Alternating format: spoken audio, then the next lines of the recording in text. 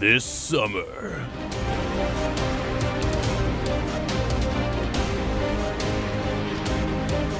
During the holiday season.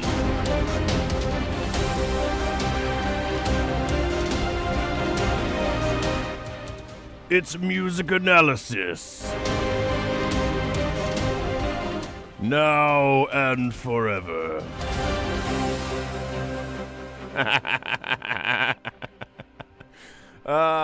Good morning, everyone. It is 5 minutes past 10 here in Korea. Whatever time it is over by you.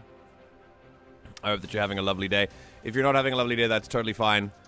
Be welcome here anyway. And no matter how you're watching this content, if you're live, if you're active in chat, if you're lurking, if you're watching the VOD in the future, please don't worry. It doesn't matter how you're engaging with this content. Just know that I'm grateful that you're here. And I'm happy that... And I'm very happy that we're able to spend some time together and explore some amazing music, which we are going to do. I have been told, and there's a heavy implication that the musicians we're going to listen to are very skilled today. So I'm very excited, especially the first one that Ray has recommended. It's a recommendation. Everyone make sure you have some water. Stay hydrated, please.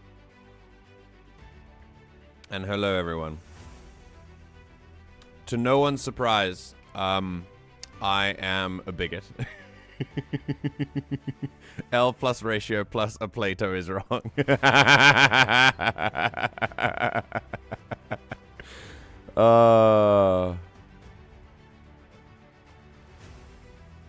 Okay, so you guys are spending... Arachizi is spending way too long explaining what she was talking about, which means that I've lost interest. I'm the only one who's allowed to talk for ages, because if you think... If you're defining me as a Plato, then I'm the one who gets to explain things. You just get to say things.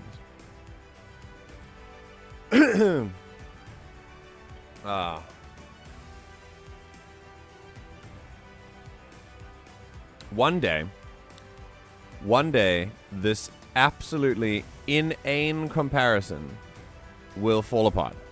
And I'm really waiting for the day that it does. Because I have been the butt of the... I have been...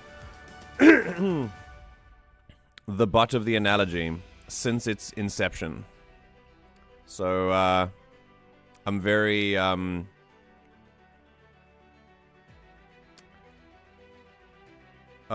excited, is what I can say.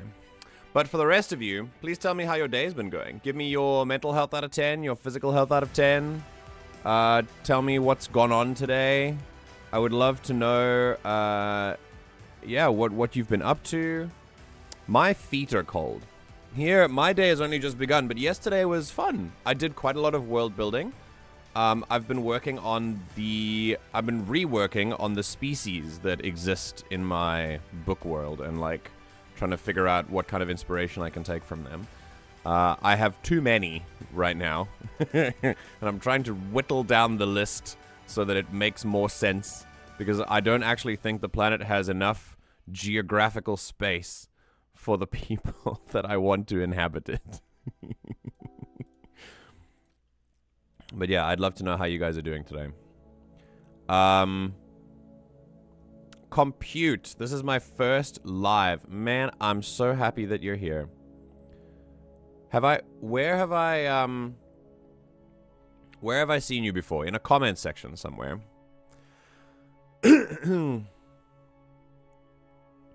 Are you,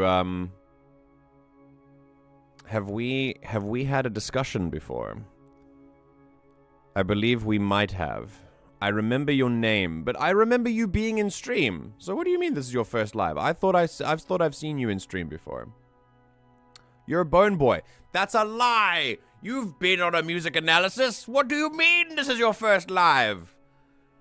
You are Deceiving me. No.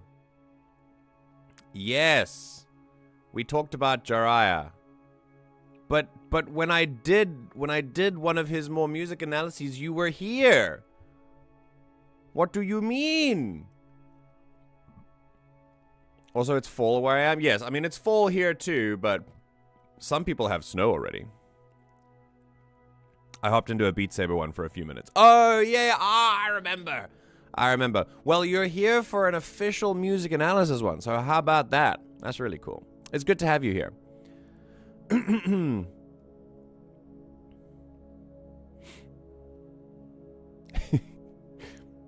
Thank you, Ray. I appreciate your commendation of my joke and your approval of it. I'm not playing Sea of Thieves. What a weird thing to ask me. Oh, really? Oh, sorry. I didn't mean to ask you. He said, having not done that. And I mean, I didn't see your message in the Sea of Thieves channel every morning. Like, as soon as I woke up, it was there, like clockwork. It's like you know all of our schedules. You've been waiting. You're just up 24 hours a day, and then you wait for each one of us to wake up, and you like have timed messages that kind of trigger. My laptop started making weird sounds. I tried cleaning it, and the sounds got worse, so I'm a bit afraid to turn it on now. Oh no! Ugh. That's depressing. Okay, so, Arachizi, what kind of weird sounds are they? Are they sounds like the fan is getting stuck on something? Are they... does it make mechanical beeping noises? Like, what are the sounds that are coming out of it? Because if it's just a fan that is making a bad noise, if you just replace the fan in the pot, like if you send the laptop in and you can, if you're available to do that, and you replace the fan that's making the noise, it'll be fine. But if it's a beeping, if it's a mechanical beeping noise... Yeah, if it's a fan, it's fine. There's not a big problem then. Usually the turbine of the fan gets like gummed up and like some gunk gets stuck in there, like dust particles and stuff, and it slows it down and it makes it make like weird noises. Maybe a wire comes unstuck and it just kind of collides with the fan constantly. It could be lots of things. I doubt that it's something serious if it sounds like a fan though. Like, I think it's okay. Like, it doesn't mean that a piece of your hardware is, like, irreparably broken. I think if you replace the fan, it should be fine. So, if you can, go turn it in. I was in the vid comments, not the live. Okay, cool. Well, welcome to an official music analysis stream. We have fun here. And I'm going to do quite a lot of music analysis before the month is up. Because, as you've seen before... My,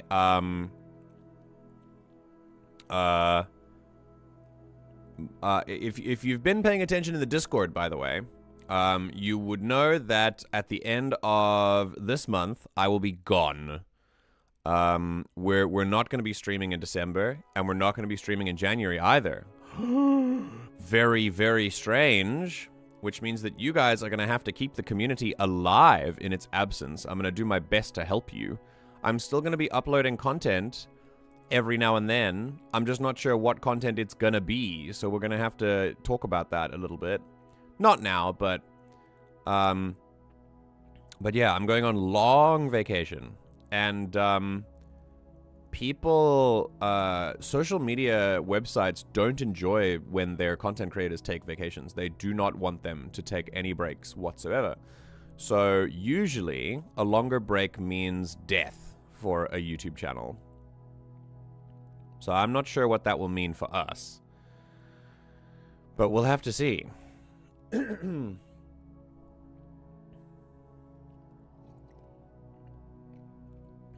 gonna see what we're gonna be doing. I might be making some short form videos that like, where it's actually me talking to, you know, the camera. Which I'm not really comfortable. I am comfortable in front of a camera, but I don't know if you've noticed, but when I... Oh, actually, you wouldn't have done this because you're not in the room with me when I make videos. But when I used to do TikTok videos, and I used to make, like, videos on my phone and actually talk to my phone, I would hate the product. Like, I would record into the phone and then stop for a second and be like, that was awful, let's do it again. And I would do like several takes, and often I would just never, ever, ever be happy with it. I'm so much more comfortable on stream. That's what I'm really referring to. So, like, making planned content is something that I really... I hate it because everything that I say, in the back of my mind, I'm thinking, how could this be interpreted? But when I'm on stream, it feels like I'm having a conversation with you all, so it's much more natural. I flow way better. Actually, you talking to the camera as opposed to the lizard from the 6th dimension that you hired to wear your skin suit. Yeah. I mean, that's a different thing. We can have a different type of talk about that if you want. Sorry, just kind of came out for a second. We're in your walls. Please? Can we all go out for dinner together? That would be great. If you were in my walls, that would be awesome.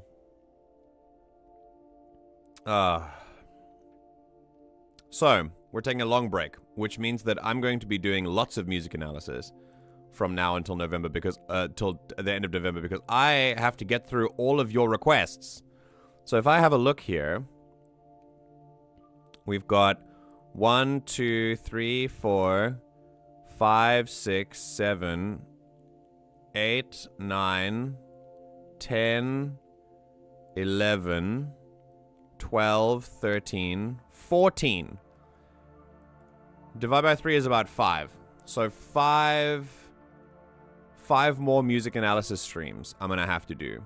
Although, to be fair, Alex did put like 7 songs in a row, which is a little greedy. So I'm going to, I'll maybe pick like 1 or 2 of them.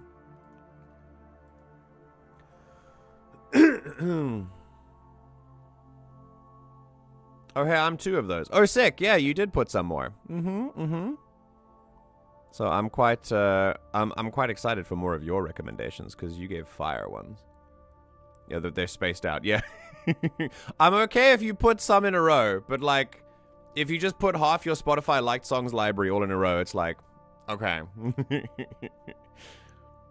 I want to hang out with y'all so bad and play Sea of Thieves. Well, guess what, taters? We're already doing that. I want to hang out and, like, go for a walk and, like, have a picnic. The only thing I ask is that Miss A's request is a morning stream so we can watch it together. Okay. Okay, cool. Cool. Alright. Wait, speaking of hanging out. See, taters? We're hanging out right now. Yeah. Yeah, there you go. If you look to your left, I'm right there. I'm waving at you. Terrifying. Wake up, taters. Wake up. Wake up. Whoa. Wake up. You've asked that. We don't do that to you. I don't think Yeah, it's fair that you some don't get people are to- affected. It's not a straight rule. Some people are affected differently by things. Oh. I don't like it. Oh, you don't like it? Okay, cool. Fair. I hate it. I absolutely hate it. It makes me question everything. I don't know what it is about it. Well, Ash- if you don't like it, maybe you should wake up already. Ash tried it on me yesterday for just a second, and it was not fun. I felt the visceral reaction. Yeah. I used to have a friend that would text people and be like, I see you. Oh my. And then they would follow it up after you were like, wait, what?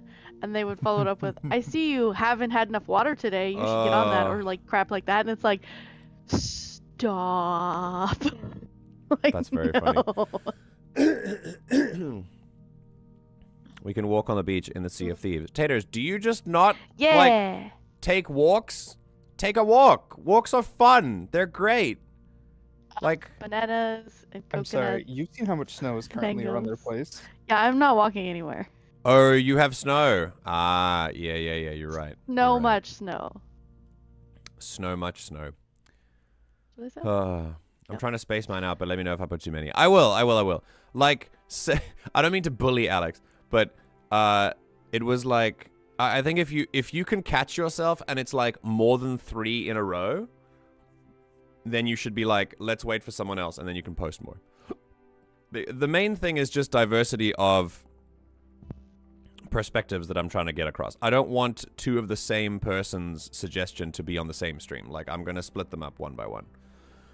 So what I'm hearing is I need to put in more requests. Got it.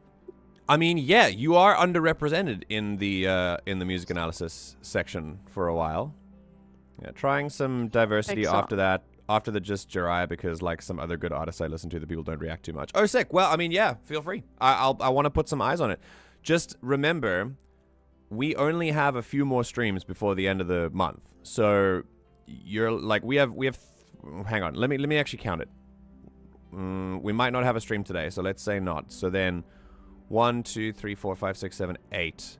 We have 8 streams left of the year before we go off. So if you can, and they can't all be music analysis. So I probably won't get Just to everything. music. But I'll probably double up on music analysis on one of the weeks or whatever. But yeah, we got 2 weeks left. It's exciting, isn't it? Can I make a request for the first music analysis after the break? Oh, okay. What is the song? 3 songs. Okay. 3 Brittle Bones Nikki songs. Oh, the ones that you were talking about earlier. Okay. Yeah. All right, I'll consider it. I'll consider it. Yeah, I just remember the ones that I already have there. I'm not planning on doing any more until you come back. Okay, sick. Well, when we come back, a lot of things will be different. So I'll be doing a lot of ideas and planning about that. So we'll see. Stick around. Black. I hope that you guys are going to be around because, like I said, a break does kill channels. So I hope that you'll keep the community alive in the Discord and keep interacting with the videos and the streams. I've already forgotten who you are. With friends like these. So, how about we listen to some music? Doesn't that sound cool? Doesn't sound like something we do. True. What is this new thing that you're trying? Music? New content. Today, we're starting with a suggestion. Wait. There we go. Okay. We're starting with a suggestion from Ray. The song is called Drip, and it is a recording from the Berklee studio. Specifically, as you can see up in the top, the Berklee Middle Eastern Fusion Ensemble studio, which is very, very interesting. A very interesting sounding name for a studio. And it kind of gives me a vibe for what kind of music this is going to be. And it is, I'm going to say Tigran Hamasyan? Hamasyan? Is that how you pronounce it? I'm not sure. But that is what we're listening to today. And apparently it is a quote-unquote wizard on the piano, which I love the idea of. I am a pianist, have been since I was 6 years old, and I love watching and listening to piano music. Armenian jazz fusion. That sounds absolutely phenomenal. I can't wait to hear what this is going to sound like. So I have a feeling you guys are in for a treat. If it's a master pianist, you're about to lose your mind. I need to be up so early tomorrow, but I'll give myself sleep deprivation for Tigran. Okay, well, here we go. I'm going to say Tigran Hamasyan, and this is Drip from Berklee. We're going to give this one listen, and then we'll give it another listen later. I really hope copyright is not going to clap me for this. If it does, we're going to do it like one at a time. So here we go.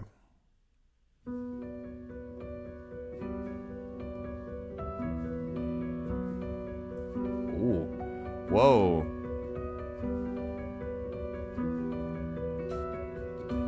Very interesting rhythm. Oh. A little chromaticism there. Love it.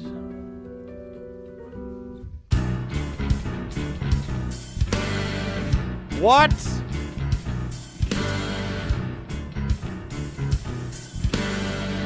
Sick. Oh, they're backup singers. Let's go.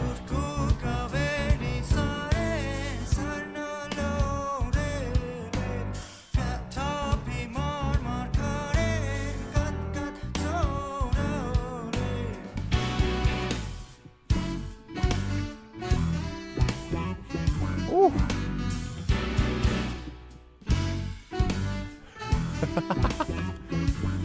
The syncopation is really getting me.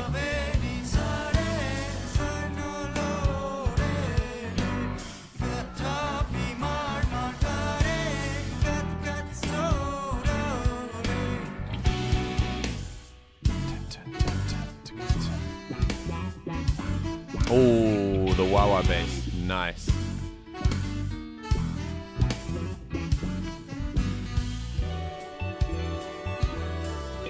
So you've got the beat underlying everything that's easy to follow, but between each beat is the most incredible polyrhythms.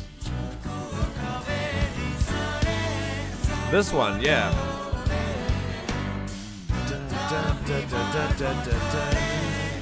That's so cool. So in the same tempo, they split bars into like completely different groupings.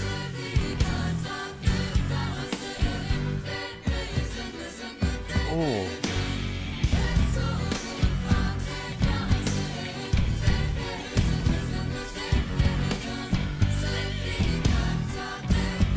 If it sounds like it's behind beats, that's how complicated the polyrhythms are. Like, it's not off. It's actually perfect. This is wickedly difficult to achieve.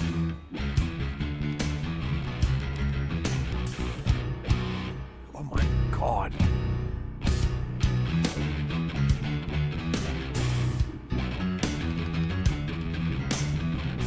The drum is helping you here. Listen to the drum if you get confused.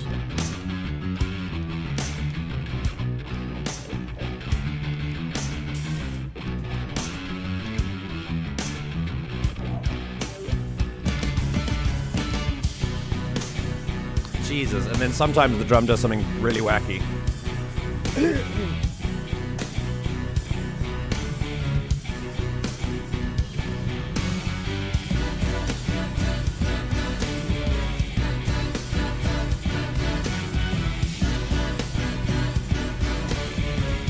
Completely unproductive to try and figure out what the time signature is. You just enjoy. Holy shit.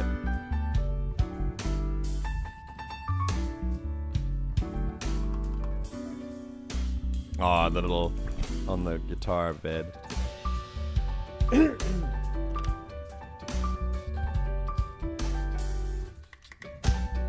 Someone's counting.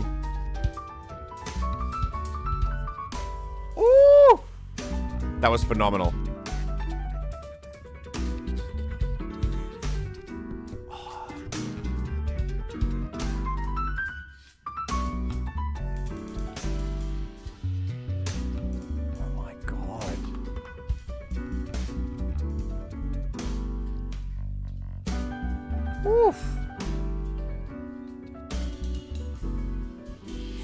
When every musician is in the pocket like this, it makes for insane listening.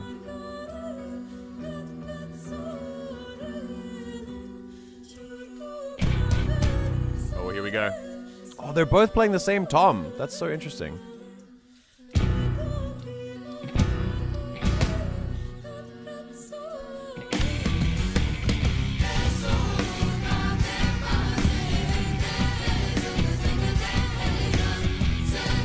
Back to the first rhythmic pattern, I think.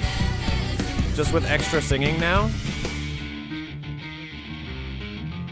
Oh my god.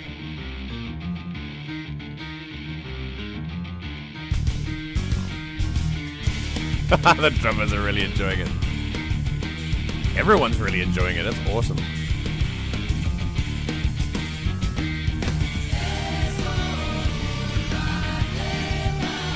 Oh, nice. We have some slightly easier to follow rhythms now.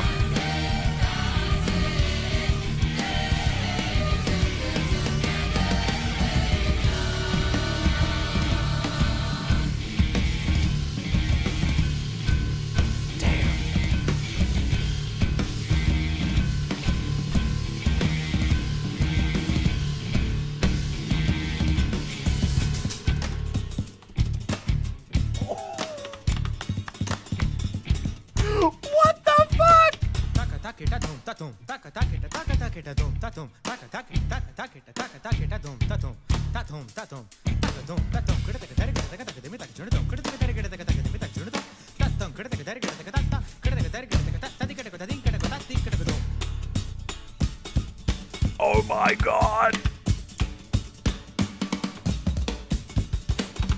That literally blew my mind.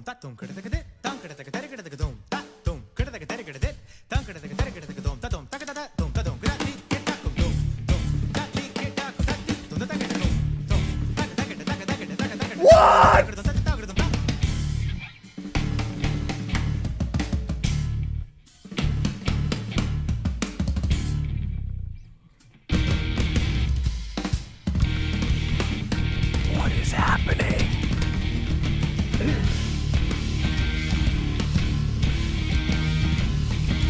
Okay.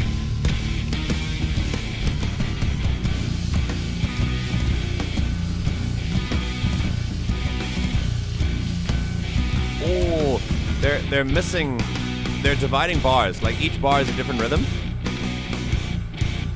So. Oh.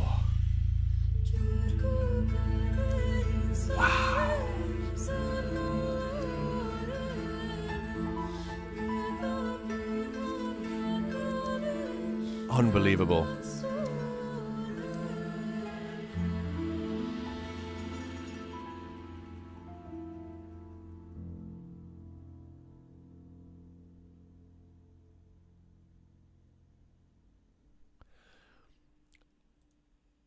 I can't believe that was 8 minutes. That felt like I just lost myself for a second. Like I did not feel the time passing. Bro, what was that? Jesus. I have not heard anything that complex in a very long time. That was absolutely insane. Whoa. I need a cigarette. Yo, considering seeing him live in Antwerp in spring. Shit. Oh my goodness. Yo. So yeah, let's move on to the next one. Tigran is fantastic. There's more where that came from. His entire discography is fantastic. Dude, if it's all like this, that's insane. This is phenomenal. I don't think I've heard this much like craftsmanship, like musical craftsmanship in a very long time. This is like next level shit. Now, bear in mind, by the way, not every song can be like this. Like there's a place for each song to be. This song occupies the place of we practiced every day for hours for maybe a year to get this. Like that's the kind of work that this takes. That you just have to be so not only so intimately familiar with your part, you also have to be intimately familiar with everyone else's part. And you have to be so in sync with each other, because there were times that I was watching that each instrument was playing a different polyrhythm on top of each other.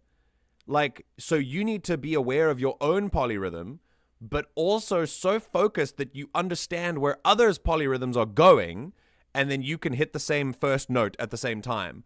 So you hit the same first note, then polyrhythm, same first note again, then polyrhythm again. Absolutely insane behavior.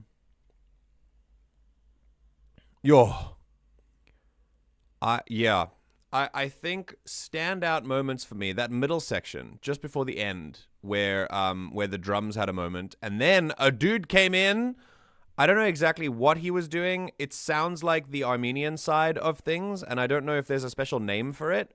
It sounded, because it was an Armenian jazz blend. Do Armenians do scatting, like jazz scatting? Because it sounded a little bit like that. But I don't want to call it scat if there's like an actual name for it. But yeah, it was absolutely phenomenal. That part there, that whole section, the drums were playing what the guy was saying. So like when he would like spit out a couple of syllables, the drums would be following with like each syllable. It's like, have you seen those videos where like it's just for fun? Like there'd be a really good drummer, and the drummer is like, or it's like a jazz band, and they see like a speech in a movie or whatever, and they decide to put that speech to like rhythmical music, and like they play drums with every word, and they try and make like a cool song with it. Like that's what it felt like. It was really. Oh, it is scatting. Okay, cool. Yeah. Then that was absolutely phenomenal. Yeah, I loved listening to that. In perfect sync with the drums, it always gets me. Yeah. Just give this a listen again. Is it this guy? No, it's much later, isn't it? Yeah, it's this. I mean, there's a reason it's the most replayed area, but yeah. I mean, then there's this dude. I'll get to you. I'll get to the guitarist. Hang on, this guy. Hang on.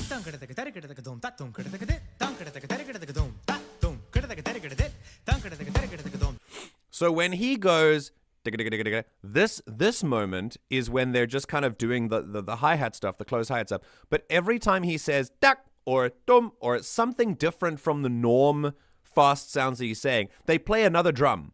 They know exactly where to go whenever he's doing the thing.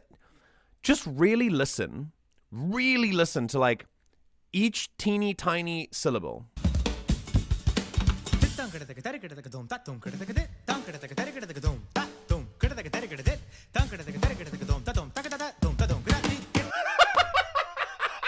That's insane. That's insane.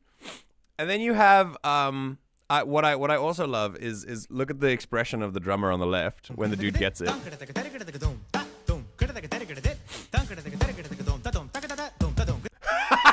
He drummed on his stick. What do you mean? Wait. This dude. Okay, so this is what I mean when I say you have to be. This is what I mean when I say that you have to be so in the pocket that you are so aware of your part, but everyone else is also aware of your part. You're aware of everyone else's part, and you're playing in perfect sync, like you're one organism. That is true craftsmanship. So this dude is playing the drums. This dude puts out his stick for this guy to play on, because and he knows exactly when it's supposed to happen, because if he puts his stick out like too early, you're gonna hit the stick instead of the drum, which is not what you're supposed to do. Oh my god. Just like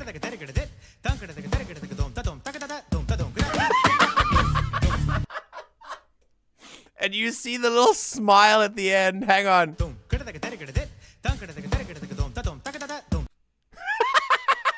Look at his smile. Look, he knows what he did. He knows. Oh my god. That is so good, dude. Holy shit. Ankle biter. Hi. I mean, you say you're back, but I'm not sure who you are. I don't recognize your name. Have you been around? Have you been around before and I've forgotten? If you have, then I humbly apologize.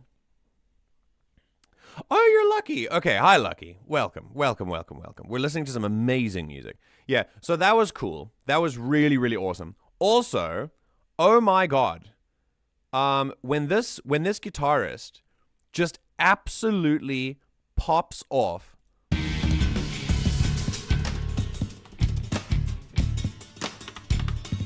Dude, look at his face. Oh my god. That's not the face of someone who's concentrating. That's the face of someone who's enjoying. That is a, oh my God, like we are making such musical music right now. That's the face that is being made. That it's enjoyment. What I love about this is that their focus is their focus is immaculate. It's perfect. But it's also casual. They make it look like they've done this all their lives, which is really the sign of a well-practiced musician. A well-practiced musician does not need to, if you've practiced, theoretically, if you've practiced something enough, it will become part of your brain's muscle memory and movements. Therefore, there is a point where you can practice enough to be able to make anything look easy, because for you, it can be. So these guys are just playing the most complicated polyrhythms known to man, and it looks like it's like straight up 4/4 time for them. And that is simply because they've practiced it enough. Because they've practiced their instruments enough, and because they've practiced this piece enough. I'm telling you, these are not the only guys who could do this. Like, theoretically, if you put enough effort for enough years and you got enough practice in on this, you could do this as well. It's not an inaccessible thing. I think what's so wonderful about it is that it is so accessible, and people have achieved this kind of thing. It's incredible. Absolutely incredible. Look at this. So now he, before this guy comes in, he is like, these incredibly fast movements are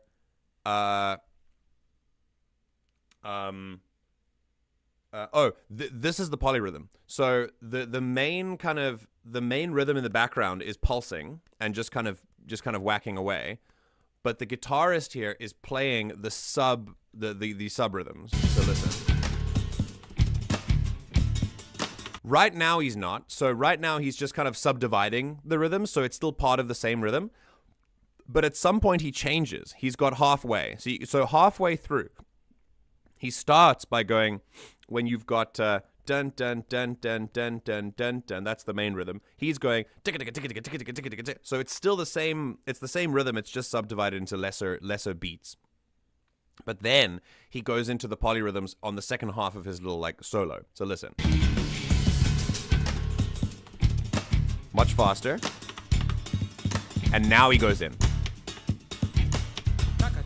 That one. That last little section is when he goes into the polyrhythms. And that's when it's like da da da da da da da da da. And you have a straight rhythm that is making the full pulse behind, and then inside the polyrhythms are actually triplets. And they're used, like, the polyrhythms are triple polyrhythms. So rather than triplets, which are a lot easier to, like, official triplets, which are actually a lot easier to divide into a bar, transferring into triple rhythm inside a non-triple bar or rhythm, kind of like sort of bass rhythm is what I'm getting mixed up on terminologies, but it's devilishly difficult to do that. Really, really, really, really difficult. It's one of the most, to play triple beat against a non-triple rhythm is one of the most difficult things to do, just in music. Full stop. It's absolutely incredible. Then let's not knock the obviously the flagship artist, the pianist here, absolutely incredible as well. I mean, this stuff, I think there was one moment here. Yeah. This stuff.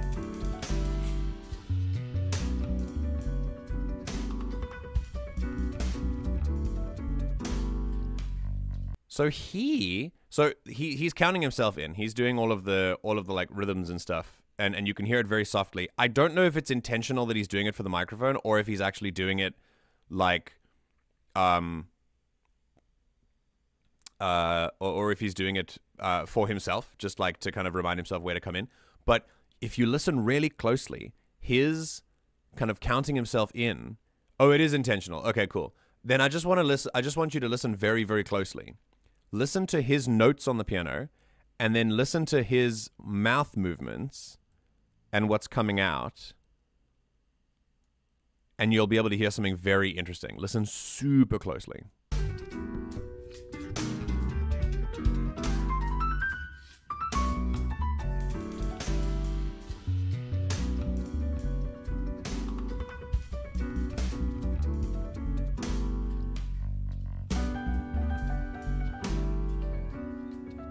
Okay. Sometimes what comes out are exactly the times that he's supposed to be playing on the piano. So that's fair. Like he's just kind of getting himself to come in on the right beat. But if you listen really closely, some of his muses, some of his mutterings are the other instruments coming in. They're not fully synced with what he's doing on the piano. So this is him essentially in his own head conducting the whole piece and what all the other instruments are supposed to be doing as well while he's actively playing the piano. So when I say you have to have practiced a piece like this to the extent that you have to know everything that not only you do, but also everything that everyone else does and how it fits together, you have to be one organism. This is what I mean.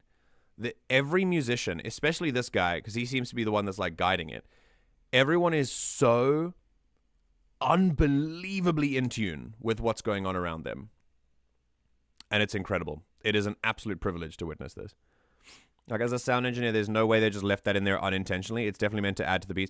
I think it does, but also as a live studio recording, like maybe they just they kind of intentionally unintentional, like they left it in. I don't think it was a mistake. I just think it was more like one of those tricks where it's like, let's leave it in because it's a live recording and it sounds more authentic. Like, you know what I mean? That's what I was talking about. Like, intentional to leave it in. Otherwise, they could have just taken it out very easily. But what I mean is that it could have been just this guy kind of timing himself absent-mindedly. Like, he was just kind of making sure he knew what was going on. Like, I don't think... I was wondering if it was maybe not part of the piece officially, and if he was just kind of making sure that he was in sync with the rest of everything. But, you know, who's to say? Absolutely. That'll be a decision made by their mix engineer. Yeah. Okay. This was absolutely incredible to listen to. There's one more thing that I want to catch as just a general thing at the end. We're going to listen to this one more time so we can pick up more stuff. But yeah. How cool is this? This section is where they perfectly fuse the two genres. You have Armenian vocal runs. That kind of up and down movement, those runs are part of that section of the world. That's very much where the cultural influence comes in. But then you have the instruments playing like, you know, harder, more like rock jazz guitars. And you've got the piano like banging away in the bottom register as well. And it's bringing these two cultural influences seamlessly together. And it makes so much sense that they just kind of belong together. It sounds so cool.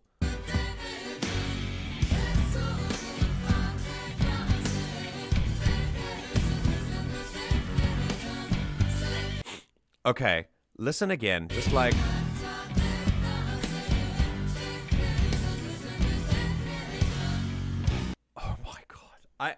I'm struggling to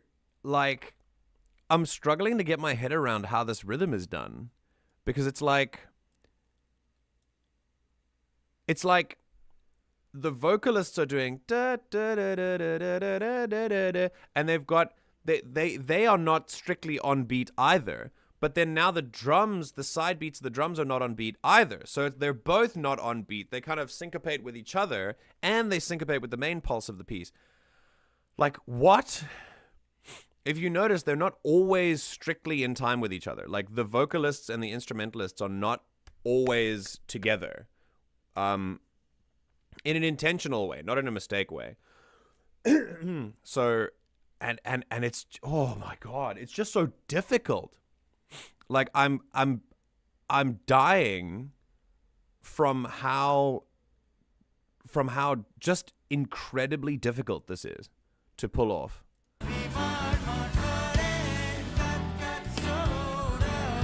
So now the vocals, Yeah, okay. So the vocals here are fully in sync with what's going on with the drum beat. So the drum is helping us understand the vocals.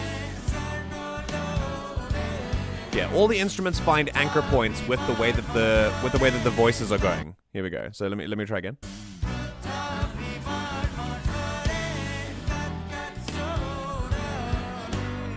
Yeah.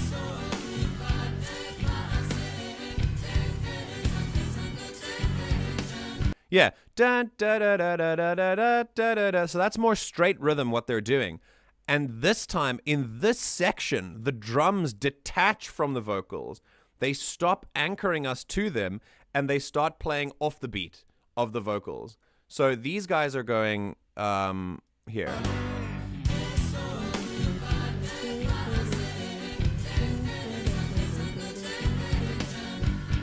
Yeah, so the drums and the piano are going dun dun dun dun dun dun dun dun, and they've got much more, like, their attack time is a lot quicker. Their beats are a lot shorter, but the vocalists are now separating from that and going da da da da da da da da da da. It's so complex, so unbelievably complex. Yeah, my mind is blown. This is absolutely incredible. I only have one more thing to say from this, because I'm unable. This could take us hours. Like, I could go through this fully for hours. I'm not going to, but I could. And I really urge, if you're interested in this and you think this is cool, I urge you to listen to this more in depth and just enjoy and see what kind of further study you can take from this, especially if you're a musician. But yeah. Also, Lucky, sorry, I got to your question now. What will you do next live? I'm going to be playing a little game. It's a showcase. Only for one stream. It's called Planet of Lana. If I can, I'm going to see some friends this evening. But if I'm back in time, you'll have to watch the Discord. If I'm back in time, I'll stream. If I'm not back in time, then I won't stream. So that's just it. I'm not sure how late I'm going to be. So I'll let you know. But if I am on stream, I'll be playing a little game called Planet of Lana. Apparently it's very good. Yeah, Alfred? The Discord that they aren't able to be a part of. Oh, Lucky. Yeah, sorry, Lucky. I'll let you know on in the YouTube community tab. It'll be fine. Okay. All right. So, the last thing I want to talk about is this. I'm gonna fast forward to a place where, yeah, we're gonna go here, and I want you to I don't want you to listen anymore. I want you to watch. Okay, because this is like one of the main points that I want to make about this. Don't listen, but watch with your eyes.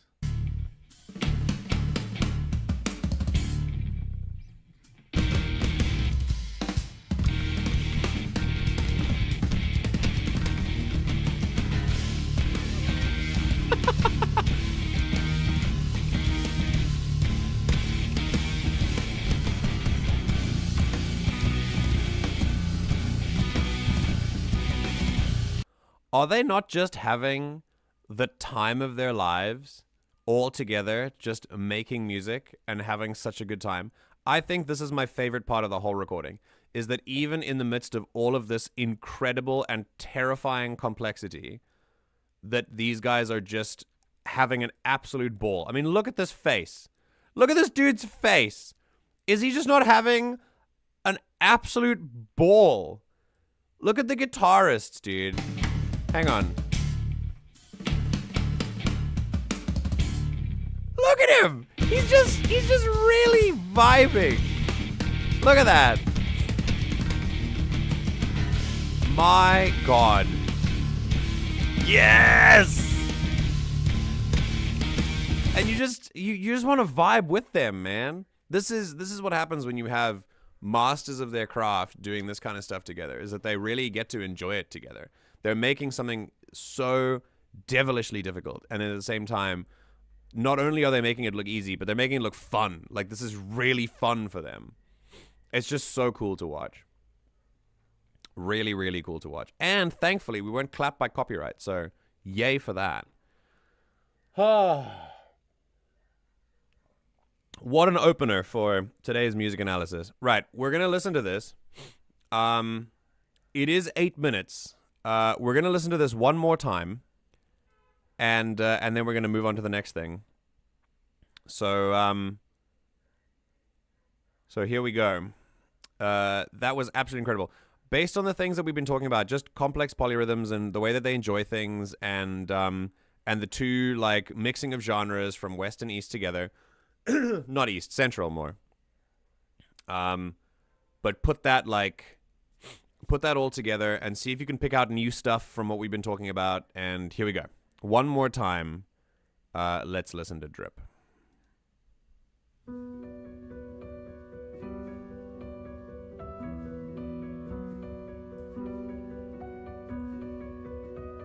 Oof. Tiny chromaticisms are so good. He does it again here. That one. Just straying from the melody and then back again. Oh, so good.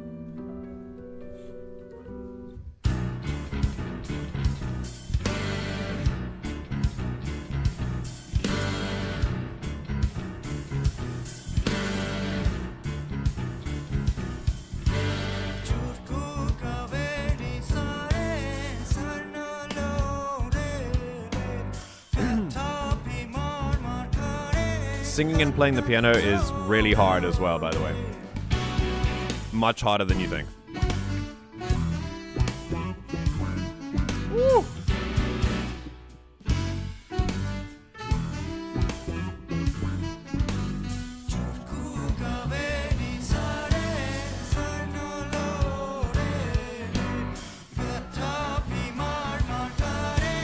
I think I'm getting it. Like, I'm getting the rhythm.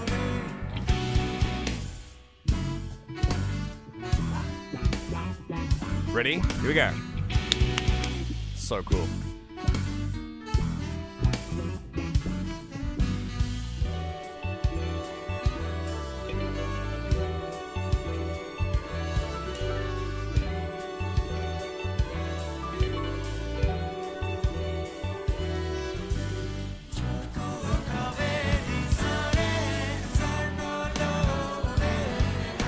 It's kind of like they warm up to it. And then back to straight rhythm. So cool. Oh, here they come.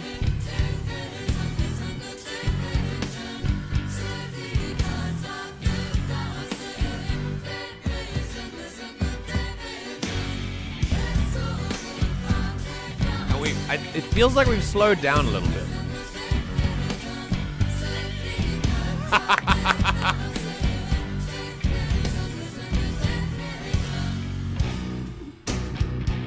All the bangers are in the key of B minor.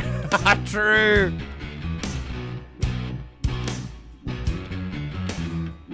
Damn, that's true. Even Hotel California is in B minor.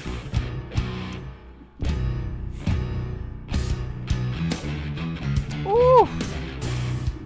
It's too good.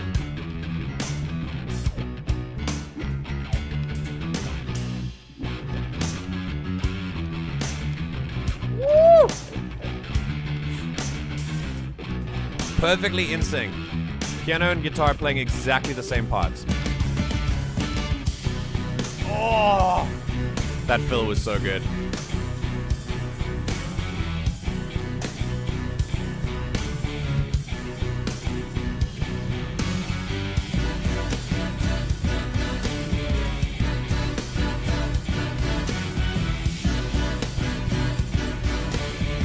Vocalists on point as well, by the way. Really good. Oh, middle section. Much more jazzy. Oh, they're loving it. Love it, love it, love it.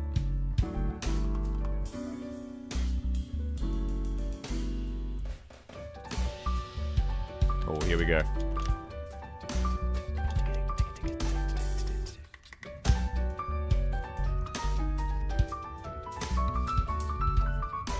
Woo!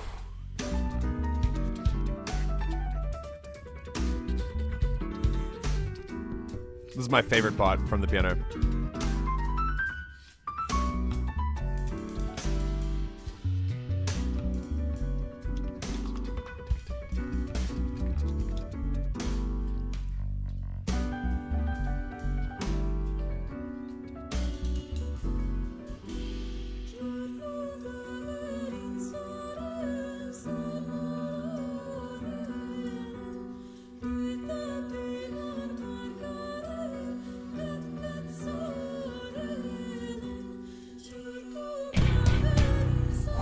Here we go. Oh, nice harmonies. Oh, sorry, things went black a little bit. There we go.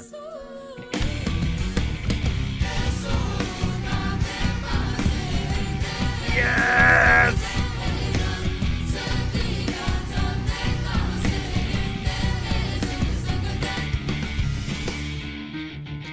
Oh, here we go.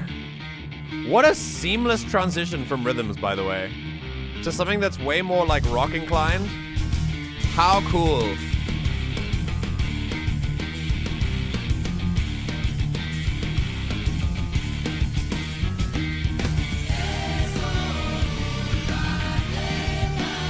And another transition into a different rhythm.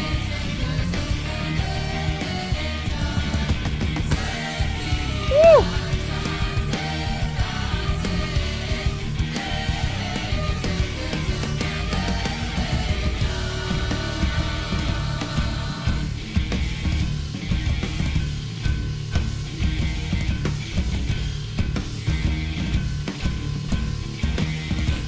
Incredible. Oh, here we go. Here we go. Now we're really getting into the craftsmanship part.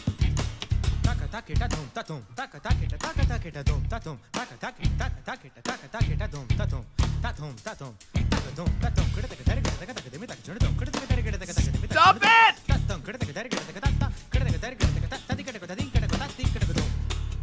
Somebody stop this man!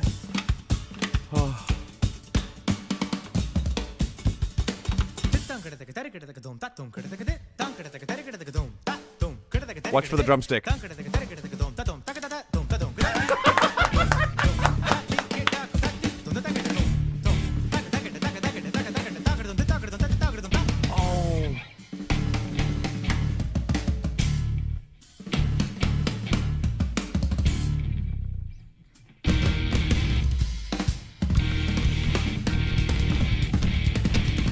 And we just seamlessly transition into another rhythm. Again. Again! He can't keep getting away with this!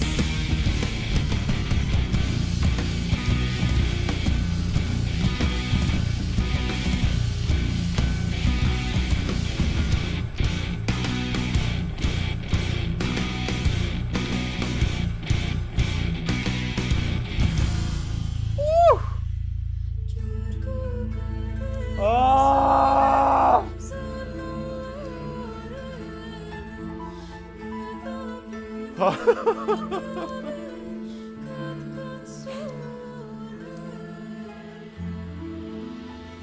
Oh, and they end on an interrupted cadence as well, which is really quite impressive. So this that's what happens when you end on chords that are not like the original, that are not like what you're supposed to end on. So like usually you end on like da da da dum da da dum. That's like, that would be like the most common way to end something, and that's called a cadence. The progression of chords right before the end of a piece is called the cadence. You get different kind of cadences, right? I'm not going to go into like all the kind of cadences. There are 4 main ones, but we only really need to focus ourselves with how a song ends, because I don't want to like fully give you a theory lesson right now. But this one is it's really interesting. If you don't end a piece on the tonic chord, then you're using one of the more like unusual cadences, and one of the unusual cadences is called an interrupted cadence, which is when you go to chord 6 instead of chord 1. Now, a lot of that is like detail. You don't need to worry too much about that. I'm really more focused on how it sounds. So listen to where you think it's going and where it goes instead. So listen.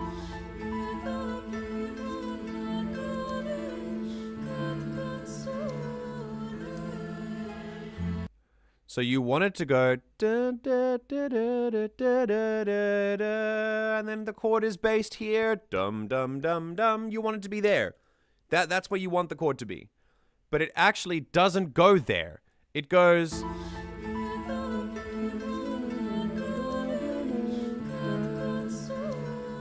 dum.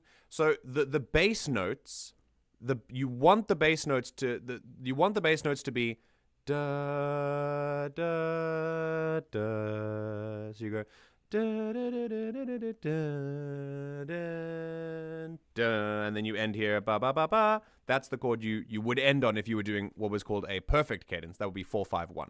Those are the chords that we're dealing with. But this guy, he does 4-5-6, which is called an interrupted cadence. And the reason that it works so well, despite not being the chord that you think, is that if you go down into the nitty-gritty of it, chord 6 has two out of the 3 notes that make up chord 6 are the same 2 out of the 3 notes that make up chord 1. So they almost share, just because of the way the keyboard works, they almost share the same notes except for 1. And that's what's so interesting about it. So it works, but it doesn't work. It's like something changed inside, you know? Super cool. So instead of going,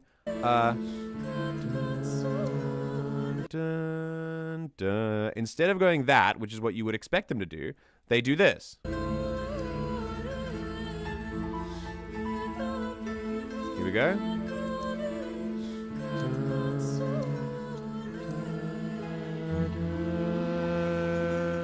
And they go up there to chord 6. That's phenomenal work. Amazing. Very simple. Like in music theory, it's very simple. An interrupted cadence is just something that we, like, musicians use it all the time. Composers use it all the time. But the way that it sounds in this context is just amazing.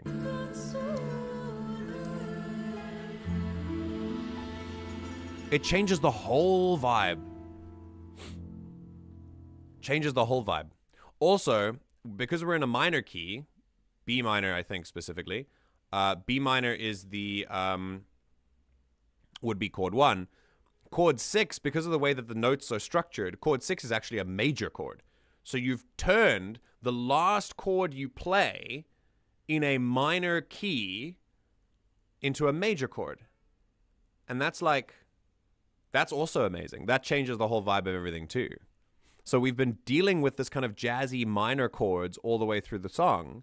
And then at the end of the piece, you end on a major chord. It's like this kind of, you know, it's like a shaft of light coming through the clouds. It's absolutely amazing. One more time. Hang on. Here we go.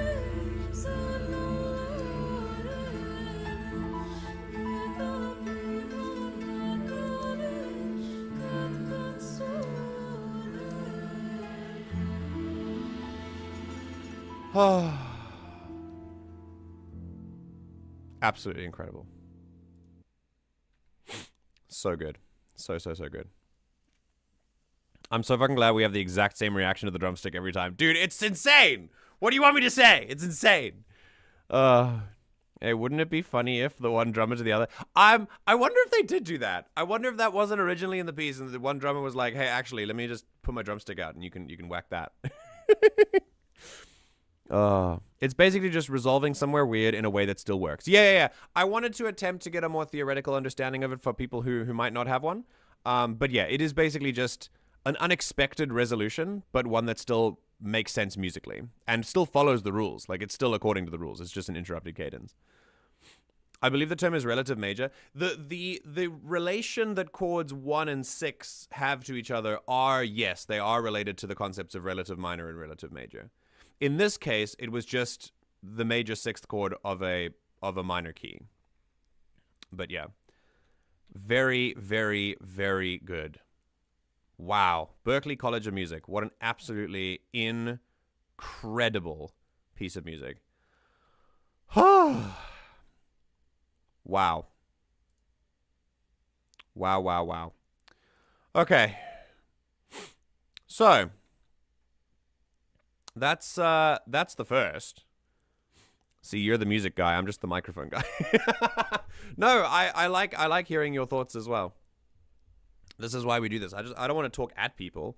I'm very happy to hear what you have to say. Okay, so that was the first one today. Oh, a new subscriber. Nice.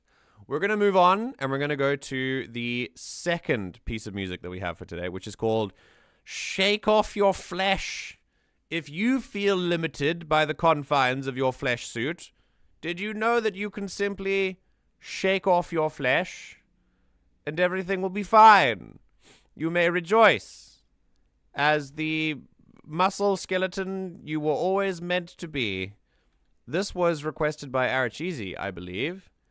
And it's by an artist called the Huntress and Holder of Hands, which is an artist that is so long, I could barely fit it in the title of this stream without breaking the character limit. So thanks, Arachizi. Really cool to just choose normal songs. Just shorten it to the Huntress and Hole. The Huntress and Hole? Yeah. The Huntress and Hole. The Huntress and Hole. That sounds like a great tavern name, to be honest. I mean, Like the only reasonable shortening for that. it could also be a brothel name. Wow, yes. I mean, I knew where you were going with that. I was just trying to keep things relatively mature and civil. Impossible. I agree with this song title. I'm still here, by the way, just been lurking. Oh, no. Lurkers, absolutely welcome. I don't mind how you're engaging with this, just as long as we can have some time together and just chill. Even when I'm in a Discord call with 3 other people, and they're just fully quiet until it's time to come up with funny names for brothels. So, I don't know anything about this. Arachizi, is there any context that you want me to know about this? Also, thank you, Ray, for that incredible recommendation from before. That was so cool. I always know that when you post something, it's going to be an absolute, like, masterclass in music. Okay, no context. Right, let's just shake off our flesh together. Here we go. This is Shake Off Your Flesh by the Huntress and Holder of Hands. I really hope we're not going to get copyright struck for this, but we'll see. It looks like an obnoxiously esoteric enough title that we're going to be fine.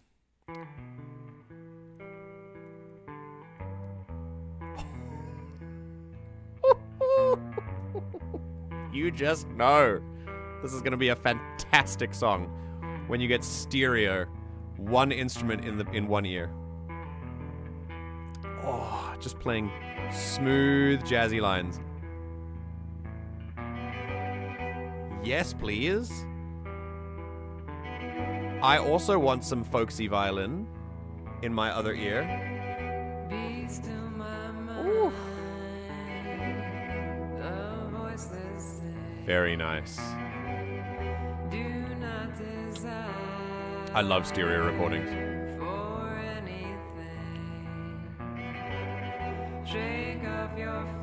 Oh, harmony.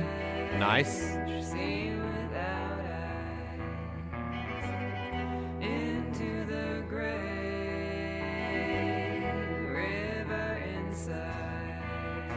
Nice. Yes.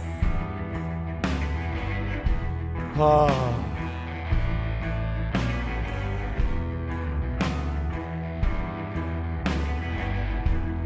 I love that each element is playing a different part of the rhythm. So you've got the guitars on the left, just kind of walking, almost like a walking bass. Dum dum dum dum dum dum dum dum. And then to keep the whole beat from being the same, just this dum dum dum, you've got the violins at the back, at the end of every bar, constantly doing that. And they kind of split up the rhythm, make it a little bit more complex. Very nice.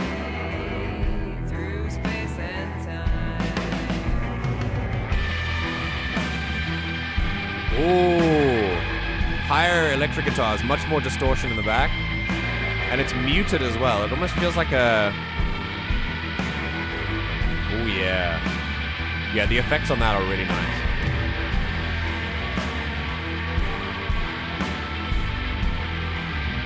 I'm getting vibes that this is like a folksy ghost story kind of vibe for a song, which makes the high up electric guitar, like it's physically positioned quite high on the stereoscope, and it's like, it's sort of crying over the top like a spirit. It's awesome. Ooh. Octave up. Purposefully distorted, like cheap sounding microphone. It's for a reason.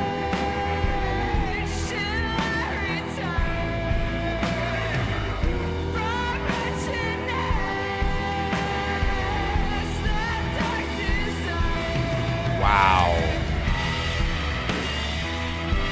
Woo.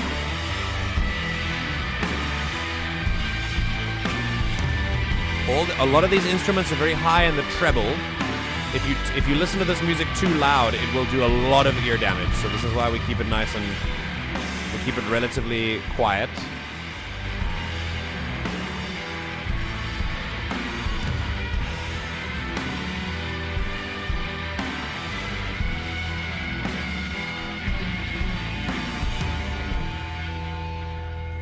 Very nice. Feedback effects, also purposeful.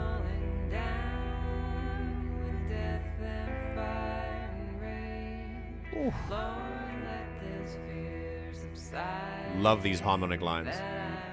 The vocals are just so good.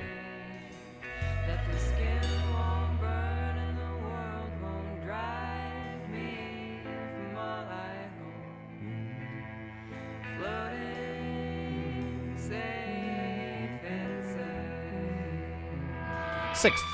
They're moving in sixths, which I've always said was an awesome choice for harmony. And it is. If you're wondering why those vocals sound so nice together, it's because of the interval that they are harmonizing in. Okay. Lots more elements. Every instrument coming through. There's so much playing, there's like a rumble in the back, if you can hear that.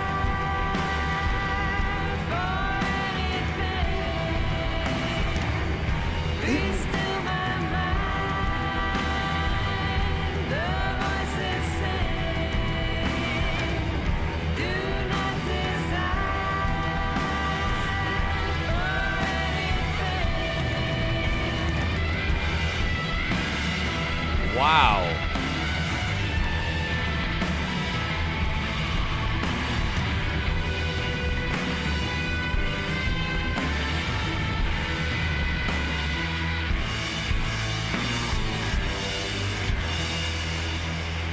Solid. Solid music. Another absolute banger from Arachizi. Very, very, very good. If you can hear, there's a little bit of an amp sound at the end here. Yeah, listen to that ringing. The dull kind of speaker feedback.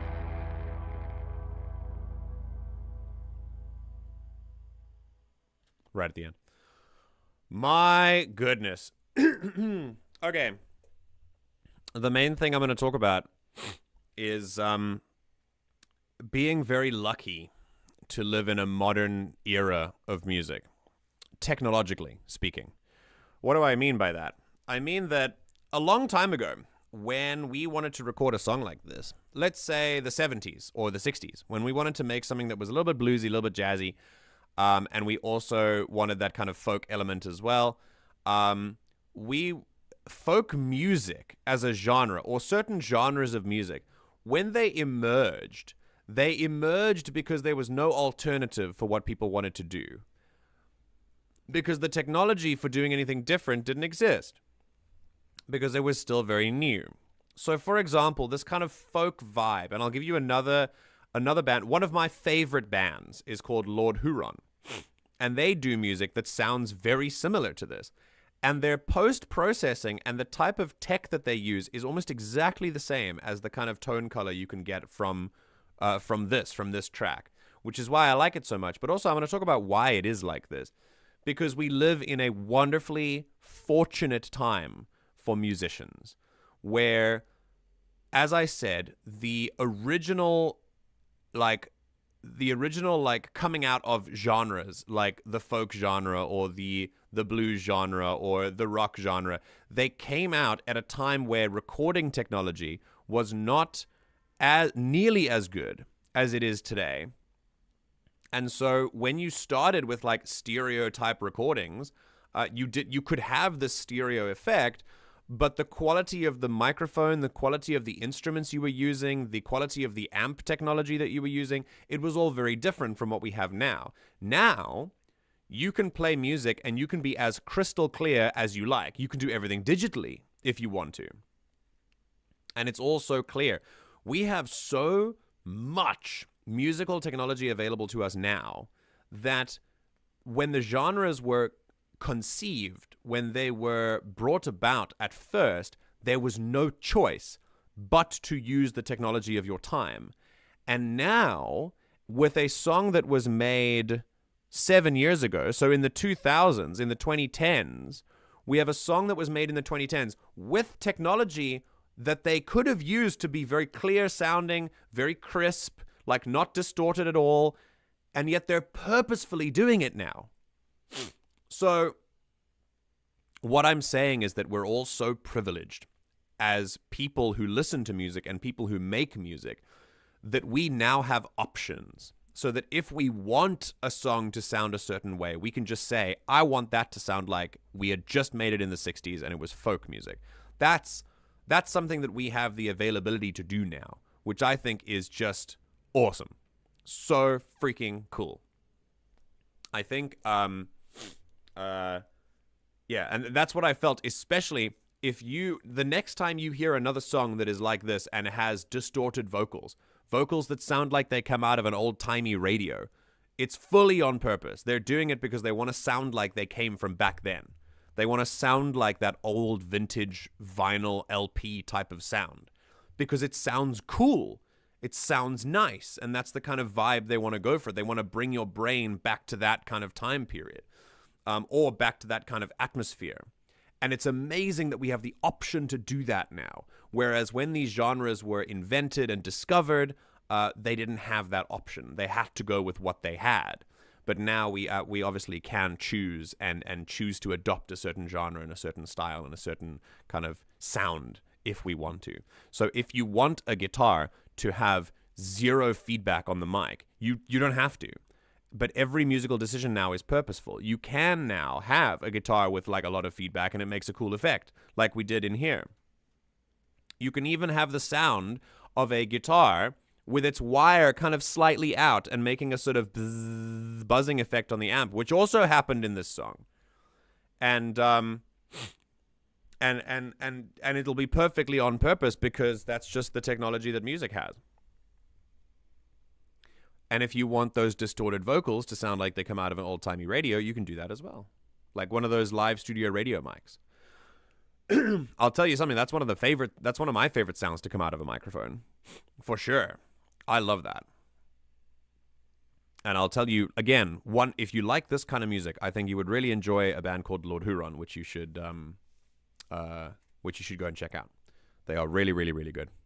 And now we got like some artists combing 12 genres. Yeah! Like, it's such a privilege for some artists to be able to sort of move across from genre to genre in their work. It's so good for artistic expression. It's so good for creativity. Like, if you want to tell a different story, you're no longer limited by the technology of your time because our technology, specifically for music, is so wide open. We can do anything with it. It's wonderful for creativity. Really, really cool. This is why I view technological advancements, especially in the creative field, to be such good things inherently. When we bring economic considerations into the picture, that is when it becomes different. But technological advancements on their own can be wonderful tools for creativity and for branching out into more of what you want. So yeah. King Gizzard and the Lizard Wizard not using the same genre twice. I think we've listened to them. Have you suggested one of their songs before, Alferg? I think you have. I've talked about it. I don't think I've actually put any in. Oh, okay. Okay, cool. Well, I mean, it was, yeah, I remember it's not the first time I've heard the name. But yeah, that's really awesome. Will Wood has done that old studio mic before. Like one song live, he had a literal phone microphone, and then another song had one of those old timer mics hanging from the ceiling that he would use live. And there you go. Absolutely, yeah. We've listened to lots of Will Wood on this channel. Yeah, Ember definitely put us onto Will Wood. It was really, really cool. I loved listening to him. I have a couple of his songs in my liked songs on Spotify now, thanks to that. Yeah, and you're right. Yeah, Will Wood is definitely someone who would benefit from this kind of technology. This is why when people say that they were this is one of the tiny examples of people who say they were born in the wrong generation. And I'm like, we have such incredible music technology now that you could just recreate that music now if you wanted to. Because a lot of when people say I was born in the wrong generation, a lot of people are like, they're using it as a springboard, like the music now is shitty and bad and all sounds the same. And I'm like, you should listen to more music, because then you probably wouldn't say that. I do enjoy some Lord Huron occasionally. You know them? Cool. See, to me, they've always been like a fairly unknown, like, folk rock band, indie folk, and they play in those like C-list, D-list TV series, like the originals, Vampire Diaries. Like, they're the soundtrack for those kind of shows. And I don't know, I think they really have that vibe. Yeah, I saw some of those, and he also just remastered the entire Normal album, and Suburbia is like even more banger now with more screaming. That's sick. Very, very cool. Very cool. So yeah, I think the main thing that I took from this piece is, or from this track, is just the privilege that we live in to be able to use technology like this. It's really, really, really cool. MJ, I'm sending you songs with 1K views on YouTube. Honestly, yes. Look at this. Like, this song has 40,000 views, and it's an amazing song. Like, how cool is that? I love that. Yeah, I really like the stuff that you guys send me, because I can really explore more of what the world has to offer. I am never going to be someone who says that fame equals skill, because it is largely due to roll of the dice, luck, and also it's no longer luck. It's also a number of industries and systems that are put in place to favor a particular type of music, a particular style of music over something else. So these songs often get lost in the noise, like in the noise of the background. But having said that, I've always believed that you shouldn't be doing art purely for the fame and the recognition. There are people who do that, and that's fine, but that's not the way that I want to do art, and that's not the way that I want to consume art as well. I think I should consume art because someone really enjoyed doing it, and not because they were specifically trying to game an algorithm or take advantage of an industry or stuff like that.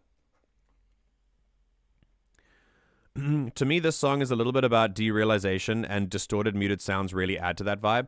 I didn't really like, I mean, yeah, Shake Off Your Flesh is a pretty evocative kind of line, and I think it really is, it did, the kind of lyrics that I was able to catch through my listening, they did really touch on, they did really give me the vibe of sort of extending your consciousness outside of your own body, which is, of course, is what Shake Off Your Flesh could possibly mean as well. Just like expand your consciousness, expand your mind. And I think, yeah, it definitely gives this sort of psychedelic vibe to it, the music quality and the instrument quality that they've chosen here. What do you mean? We live in a meritocracy. Ah, yes. Hard work always pays off. Always. Always, always, always. So, yeah, there were some moments in here. There's one risk that you take as a musician. Remember that all the privilege that I've been talking about that we have, where we can make our music sound like anything we want, sometimes it's not always favorable to make your music sound like 60s vinyl LP. Because remember, not only is that stuff really high on treble, but it also swallows a lot of the elements of your piece. So when you make music like this, you do risk some stuff being lost in post. So I would advise for anyone who does this, I really appreciate a well-mixed track, which I appreciate that this was in terms of the stereo aspects. Like, each of the elements I could hear quite clearly. But there were moments where, especially with all the distortion, I could feel that the vocals were suffering a little bit. I wasn't able to fully hear them all the time. I get this problem with Lord Huron as well. There are some places in their tracks when I can barely hear their voice because it's swallowed by the overwhelming treble quality of the instruments. Because if you've taken away some of the bass frequencies to create that folksy tune, that folk kind of vibe, then everything's in the treble and the voice can get drowned out sometimes. So it's something to think about, something to catch if you hear it. It doesn't break a track because things can still be very pleasurable to listen to, despite that. But it's definitely a risk that you run. And the moral of that is basically, it's wonderful that we have the privilege to be able to go back and make our music sound like it was older. But there's also a reason we developed to hear more crisp, clean sounds, and that is because sometimes older ran the risk of swallowing some music and swallowing some of the elements of the music as well. So there is that part to think about too, which I think is interesting. This is very cool. Yeah, I didn't really do a lot of lyrical analysis, I'm afraid. Sometimes we do, but that's really only if you specifically want me to analyze lyrics, and really that's like, it's a good part of music. It's a very important part of music, but I was really focusing on the music and the sound I was hearing as well. So yeah, that was lovely mixes of elements, great stereo sound. I loved the first guitar right and the left, and then the violins in the right, and then they use it really cleverly with there was an electric guitar that's like wailing like a ghost that literally comes flying over the top of the stereo layout, which is really cool. I thought that was awesome. When we listen to it again, see if you can... Actually, let me find the place. Let me see. Yeah, this one.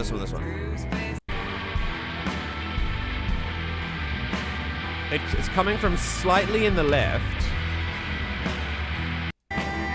Hang on.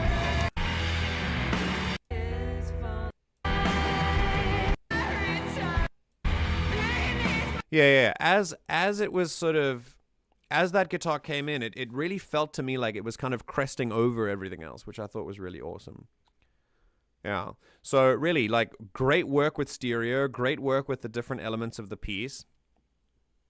I really enjoyed the overall vibe of everything. I really enjoyed the quality that was chosen that gave it that old-timey feel. That sort of vintage folk vibe was really well felt.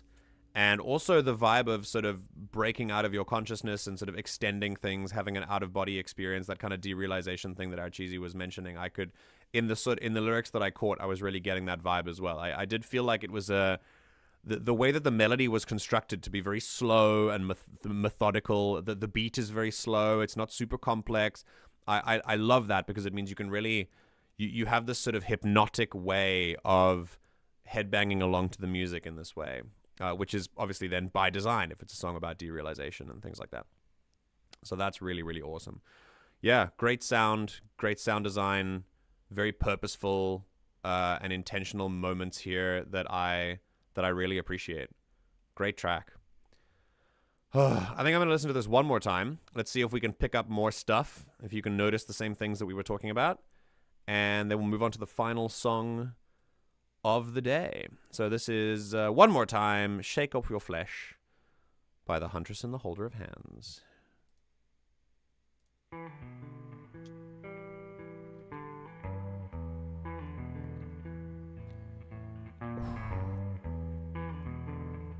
The solo guitar is just so smooth. I could hear this all day. If they went into just a random solo right now, I would love it.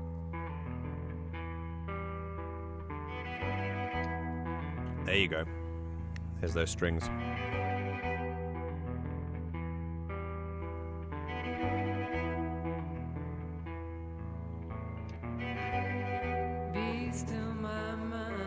Yeah.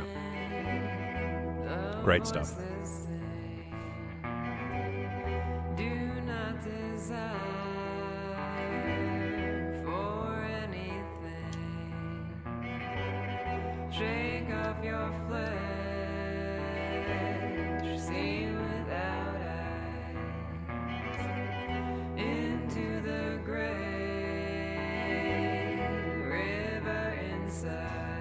Oh, the sixth harmonies. Sorry. Yeah. I was going to talk about that as well, but it's fine. Like I said before, the harmonies are good. And one of the reasons that they sound so nice to you is because of the interval, because they're singing sixth, which I've talked about before.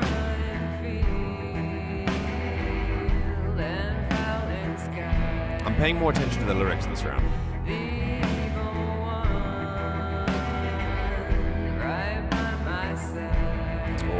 Nice.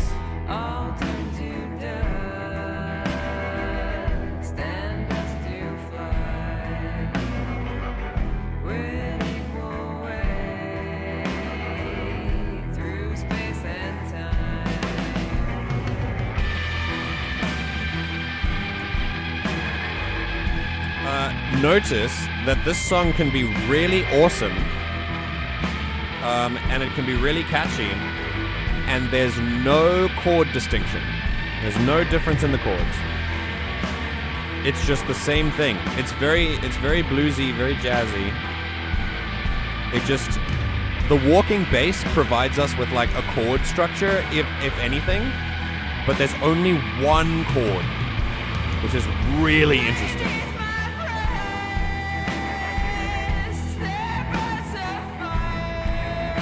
Oh, nice.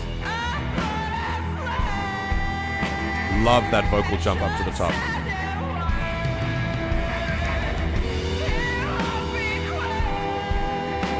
Yes.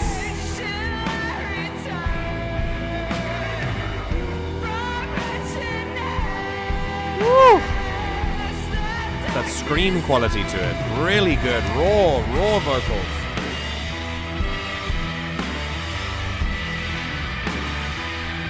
Now we ramp up.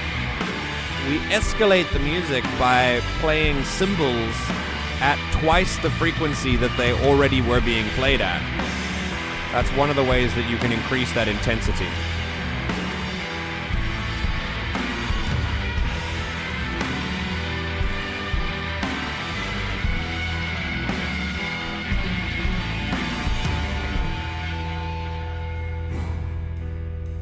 It is...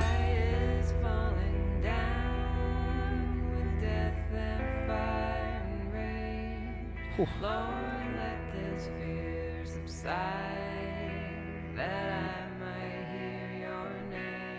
Nice.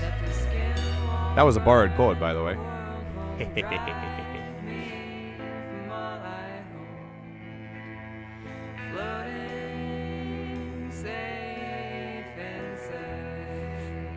Very nice. Yes!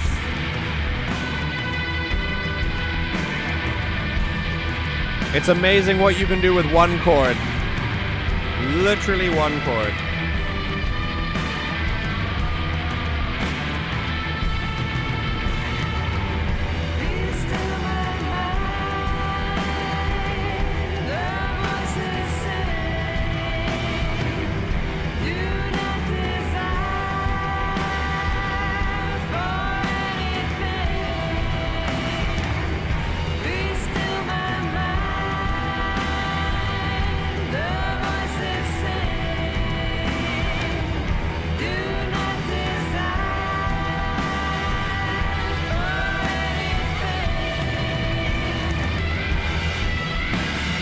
The only time we hear chord diversity is actually when those voices are harmonizing, because they are creating the chords, which is really cool. That's where I got the borrowed chord from.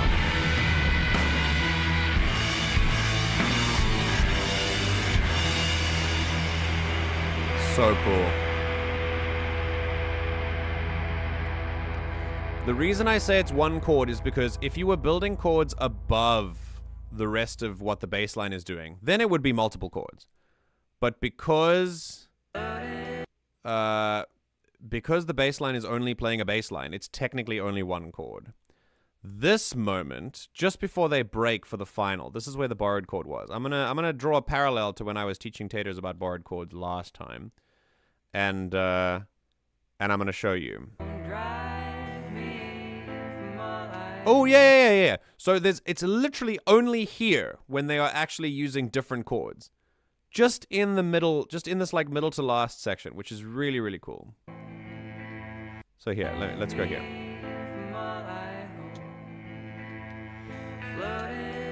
Listen.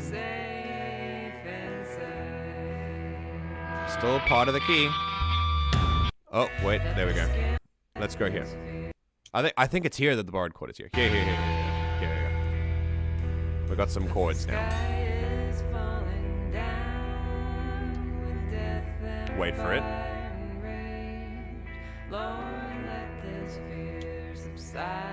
Here it comes.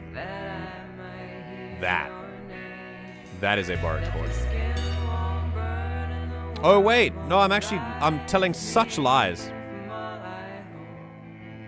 Oh, I'm telling such lies. It's a minor key. Sorry. It's not a borrowed chord at all. It's fully in the key. I'm fully wrong. My apologies. Anyway, but yes, that is that's the time where we hear chords, and it's a really nice like soft part of it as well. That was awesome. Very, very, very good. Wow. Aracheesy, thank you so much. That was a lovely suggestion. So yeah, from so I know, I misinformed. I should turn in my hat and cape. I've been bad. So from the Huntress in the Hole, all the way to bless you. Some good vocals. Very nice. I love me some Colm McGuinness. Very good. Bless you.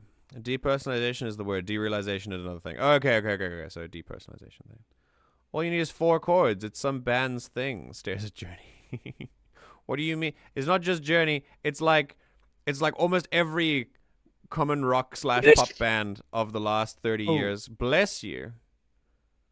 Yes, no, I understand that. My direct connection with Journey there is because I was in an Xbox party with a couple of friends one time, and we were playing Guess That Song. Yeah. And every time he would play a Journey song, I'm like, oh, that's the Don't Stop Believing. Yeah. No. 5 times. 5 different times Journey songs? I did this. Yeah. Or were they fully different songs, or were they different Journey songs? They were different Journey songs. Oh, okay. And they just used the same chords? Yeah. Yeah. It happens. Well, why do you think Don't Stop Believing is like Journey's by far biggest hit? It's like their only main hit, I think, as far as I know. They might have other ones that some people are going to be like, oh, can't believe you didn't know about this song. But I'm like, okay. I mean, I know Don't Stop Believing, though. It's the only one you need to know. That's fine, yeah.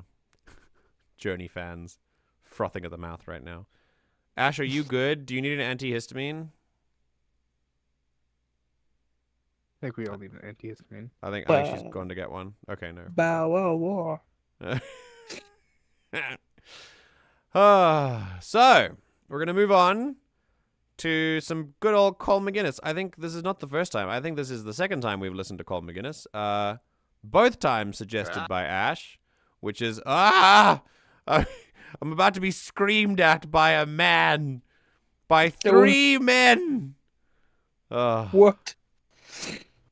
I paused it at the wrong time. Right at the beginning, and it was him going, ah! This is Northwest Passage, which was originally made by Stan Rogers. I don't know I think it might be a shanty? Colm McGuinness does do shanties. That's kind of his thing. Yeah. I think it's a shanty. But if I know Colm McGuinness, he's going to put some kind of metal rock vibe to it as well. Yeah, he is a variety singer. I just know him for shanties. But yeah, this is Colm McGuinness doing a cover of Stan Rogers' song Northwest Passage. I've never heard Northwest Passage before. Maybe I have and I don't realize it, but the title is not familiar to me. So let's give it a listen. Here we go. Hopefully, no copyright, please. For just one time, I want to take the Northwest Passage. I do know the Northwest Passage. I know it very, very, very well. Very good. I love this shanty. So cool. Okay, I know it. For just one time, I want to take the Northwest Passage. To find the hand of Franklin reaching for the Beaufort Sea, tracing that bass line, so good. Line through a land so wild and savage, and make a Northwest Passage to the sea. Yes. Westward from the Davis Strait, phenomenal.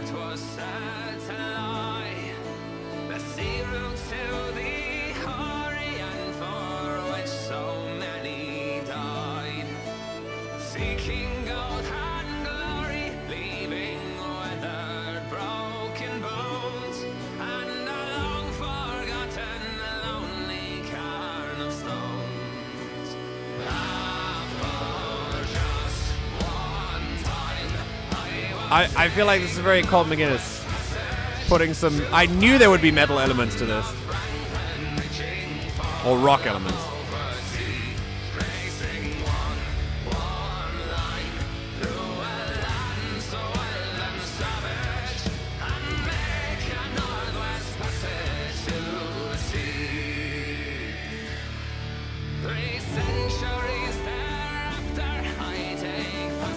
I find his tone quite so interesting. Especially when he sings higher. It doesn't... It's really cool. It's got such an interesting quality to it.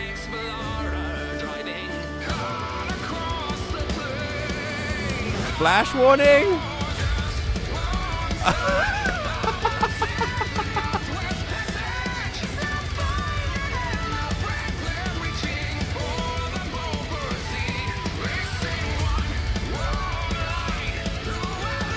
Visuals are cool.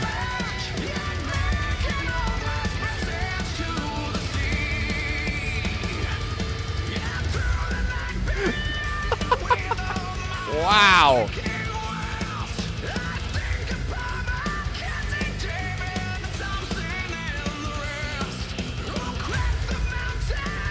Woo.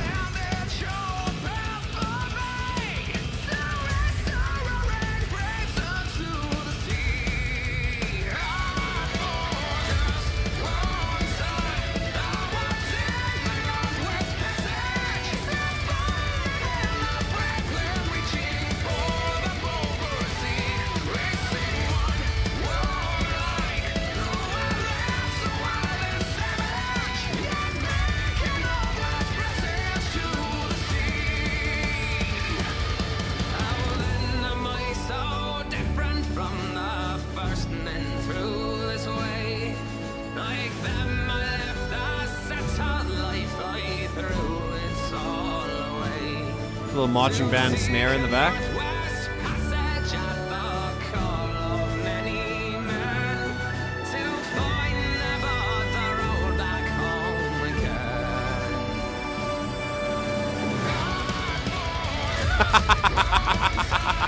He disappeared.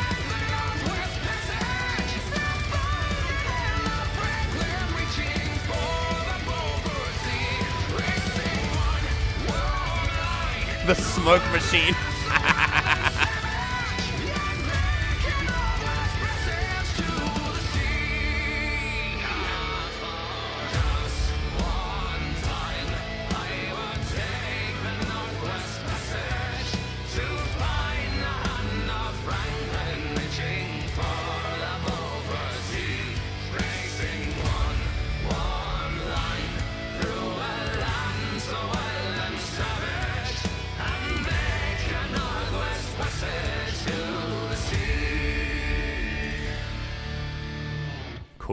Cool. I like his I really like the mixing of shanties with the more metal and rock elements as well. Very, very cool. Yo. each time I freeze frame his face, he's very angry with me. There we go. Okay. So let's talk quickly. When I'm watching a music video like this, it's very hard for me to say things because I'm so focused on him, because it's just his face. So I'm gonna mention that. So what a lot of artists do, and I'm not 100% confident, so don't quote me on this, but what a lot of artists do when they have this style of recording where it's just them and a microphone, this is not the original recording of them singing. They are lip syncing to this. So usually, I don't know if he's doing it, but it looks like he is. It's just an interesting thing. It's not a good or bad thing. But it helps when it's just something to notice that I think is interesting. When with the original way that you sing something, it doesn't when you're singing like this, it doesn't always look as animated as it would here. Because you know that wouldn't make for an attractive music video, because there is an expression that if you look attractive while you're singing, you're doing it wrong. But but that's fine, because to make an effective looking music video, obviously, you'll then make all the cool faces and stuff. So that was just something that I wanted to bring up. But main thing is I think this had a really cool, smooth transition from different elements. Like it sometimes was very sudden when the metal came in, but not sudden in the sense that like I didn't expect it. It was more like not in the sense that it didn't make musical sense. It was more like I didn't expect it. So it was more like, oh, sick, we're doing metal like in the shanty, but the way that it kind of came in and out and in again at different parts was really cool. Like it really it was really nice to get sort of a like suddenly we did double beat and then we went back to the regular beat again and stuff like that. That was really cool. Also, range. I mean, his range is super cool. I really like how he went straight up to the higher octave here. From here, and then right up here, which is really cool. So he clearly has a really nice. Oh, there we go. He's smiling at me now. So there's a really cool part where he like he sort of really understands the tone shift that you need to make between genres. I would say like he and almost to the sense like, is he actually Irish? Because I mean it's obviously an Irish name, but like is he? Yeah. Because he sounds like he sings with an Irish accent, which I think is really cool as well. So it doesn't He sound also like speaks a with an traditional... Irish accent. No, I can imagine, yes. But sometimes, because of the way that a lot of music is Americanized, a lot of what we do when we sing, the American pop voice is something that's usually strived for when you do sing, and it's very unfortunate because there's so much diversity out there, and so I love when someone can really like go to the roots of their sort of culture's music, and bring out their natural accent. So, like I mean, when you he hear has his own Irish trad album. Oh, really? Oh, that's sick. Yeah. So when I He's was done a listening lot to... of traditional Irish songs. Very cool, very cool. Yeah, when I was listening to Lydia the Bard, like she's from the UK, and you can really hear that British lilt in her tone as well, which I love. I love listening to that diversity of tone. And he sings with a lovely Irish sound as well, so that's really cool. I really like how his natural accent comes in there. And then he knows how to switch it up for the metal segments and the faster segments, which is just so cool to listen to. You've got to be really careful when you have... A lot of people market themselves on having a wide range. I wouldn't make it my whole thing, especially because it can be quite dangerous to say that you have a wide range, and then because of the way that like modern music industry works, everyone's like, okay, well, you know, show us all the time. And it's like, okay, just because I can doesn't mean I should all the time. But what I really like about this is that in this in this recording, it doesn't sound like... It sounds like he understands the technique behind going that high as well, which is really, really cool. I found that very impressive.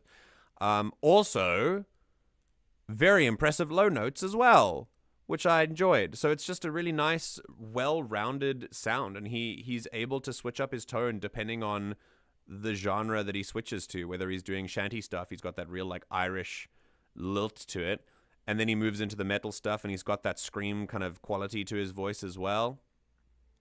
And when he's harmonizing with himself, he knows to change the tone color of his voice to sound more like an instrument, and that's awesome as well. I think there's just a lot of musicality going on here, which is really just lovely to appreciate. Just really nice love of a genre or genres, and then blending them together using your own just kind of musicality. I think that's awesome. Very cool. I love solo artists like this, and I don't know how long he's been around, but Colm McGuinness always reminds me of the 2010s era of YouTube solo singers and like solo instrumentalists. I don't know if he's been around since back then, but like Peter Hollins, Lindsey Sterling, like those sorts of solo singers and solo artists that like did Pentatonics when they were just getting famous as well. Like that era of like person in front of microphone singing. He really reminds me of that. Like when I was younger, and like my YouTube recommended page will be full of songs like this. So this is really, really, really cool. Yeah, awesome stuff. Awesome stuff. I remember hearing this shanty sung before. I can't remember who sang it. I don't know if I listened to the original Stan Rogers or if it was something else. I'm pretty sure the Longest Johns must have covered this one because it is a pretty famous shanty. Yeah. But maybe I heard theirs. But yeah, this was a really, really cool twist on it. I really like it.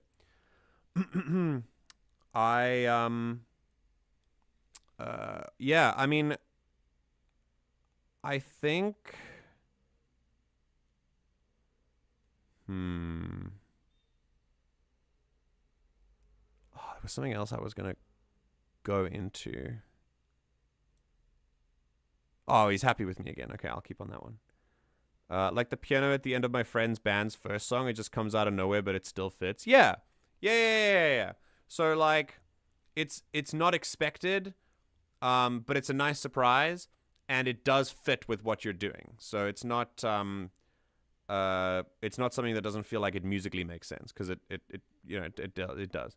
I also like the visual effects. That smoke machine working overtime on the heavy rock stuff. That was really cool. Also, cool sweater. Yes, I also like the sweater. You can really? get one if you want from his merch store. Yeah. Oh, the sweater is part of merch. Okay, all right. Not sponsored, by the way. Yeah, cool. He's got I didn't. Does he make the sweaters himself? I don't think he physically makes them himself. No. Oh, okay. Okay, cool. Yeah, very cool. Very cool stuff.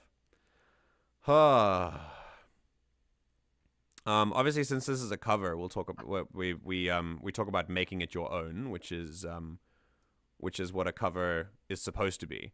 I think that there are various ways that you can interpret doing cover music. You can either do it exactly the same as the original went, and then it's like, that's great. Like yeah, go on. So it just reminds me of Jonathan Young's cover of Through the Fire and Flames. Oh, I might have listened to that actually. And I can't remember his name, but the actual guitarist for Dragon Force listened to it, and he loved that. It Jonathan Young made it his own kind of thing. Yeah. Because because the guitarist has heard the original thousands of times because he's played it. Exactly. So this is so he loves that someone's actually made it their own kind of thing. Yeah. So covers. Just in case anyone is confused about the term, a cover is what it is supposed to be, is an artist's interpretation of an already existing song. If the song, especially in today's world, where if you want to hear the original song, you can go and hear the original song. Like, it's there for you to hear. So if you are recreating the original song word for word and you're calling it a cover, and there's no difference materially in what the song does, it's more of an impression, it's more of an imitation than it is truly a cover. A cover song is when you take something that someone else has done and you put your own musical direction onto it, and you change it in some kind of fundamental way, so that it is still easily recognizable as one of the other songs. Like, you can be like, oh, this is a cover of that song because I've heard it before. It's not trying to be something that, like, Colm McGuinness here is not trying to say that this is his song. He is very obviously covering it, but he is also putting a full spin on it, which is his own musicality and his own kind of twist onto things, which I think is really, really interesting. I believe he has also done a more traditional cover of this song before as well. Oh, really? Okay, cool. Yeah. So even if you have like let's say you do, whoa, I don't know, like any, so there was a wave of a cappella music. Speaking of the Peter Hollins era of YouTube music, there was a wave of a cappella artists who wanted to come on and do a cappella covers of things. That is still that is still a cover of what's going on. So you would have, because it is fundamentally different. Like, there is a transformative element of the piece that has been changed. So, for example, the original song would have had instruments in it, and in the a cappella version, your voice is providing instruments. That is that uniqueness. That's that element that you've added that is special that the original didn't have. That is what a cover is supposed to be. So, yeah, and I think he's really embraced what covering songs is, and he's really added his own kind of spin to it and his own flavor, which is very nice to listen to. Awesome. Hi, Tiger. Welcome. So the MCU is a cover of the Marvel comics. Yeah, there's that transformative element, you know. I think he's done it with a few songs where he's done like a more traditional like cover of it, and then years later he's gone back and put more of a twist on it. Wait. So he's done.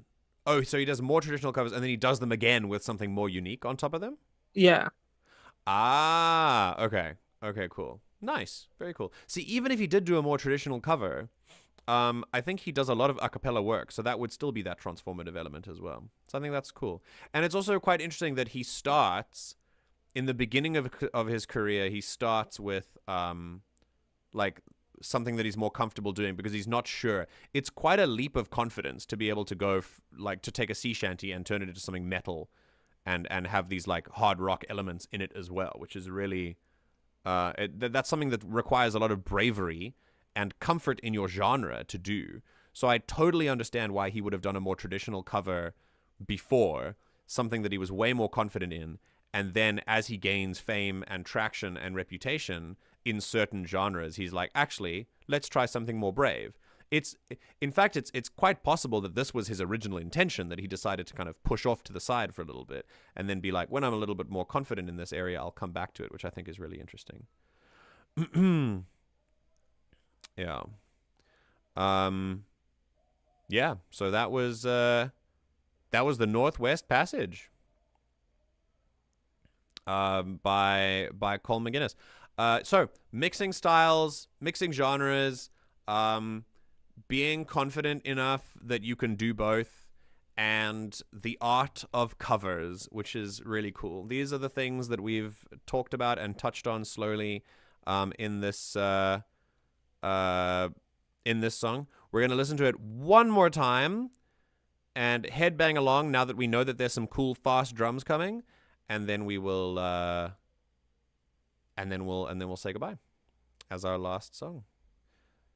All right, here we go. One more time, Northwest Passage. For just one time, I will take the Northwest Passage to find the hand of Franklin reaching for the Beaufort Sea, tracing one warm line through a land so wild and savage, and make a Northwest Passage to the sea.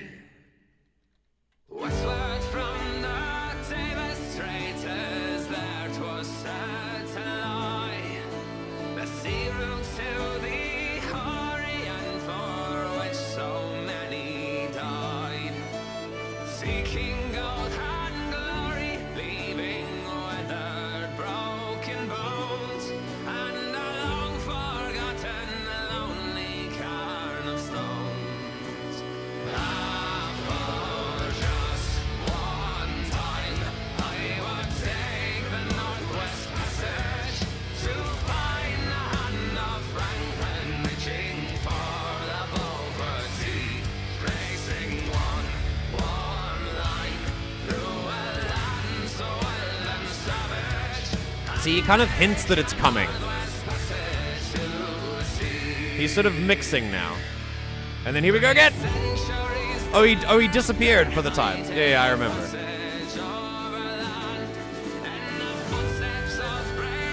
He sort of hints that there's going to be a more rock element because it's nice and slow first. So he sort of warms you up to it.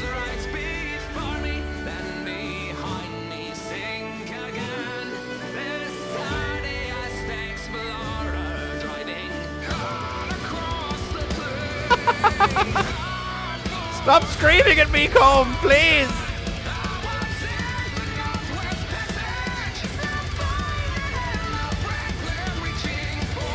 I love these double drums. They're very entertaining.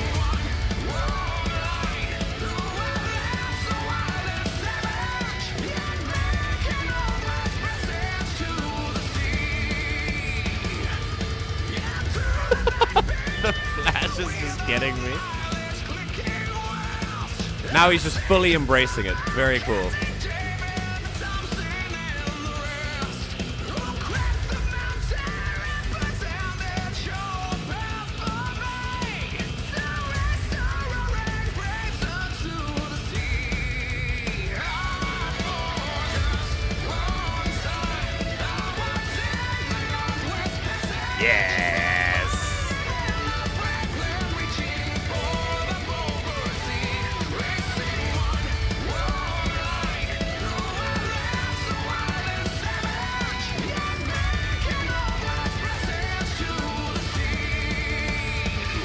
I'm really impressed with the balancing as well.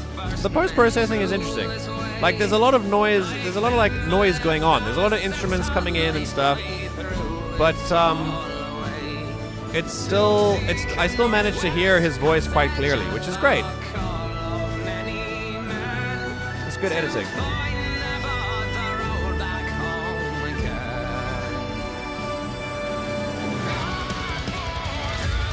I love that second disappearance.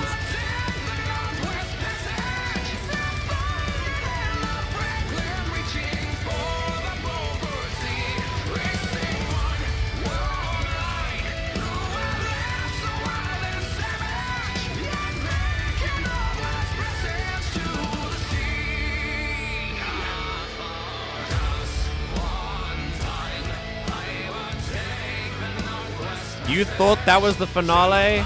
I've got another one coming. There's more.